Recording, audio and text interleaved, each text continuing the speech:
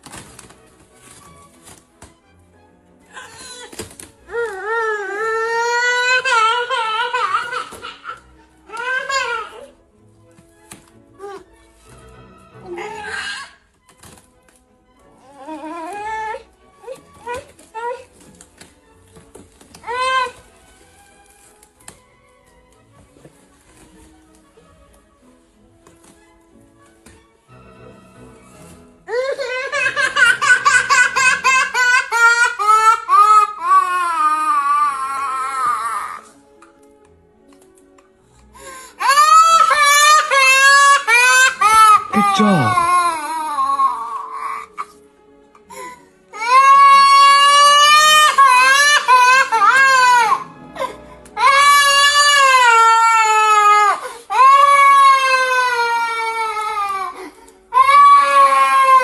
Okay, natumaini umeitazama video hii kwa umakini kabisa. Sasa naomba uniambie nini umejifunza hapo chini kwenye comment.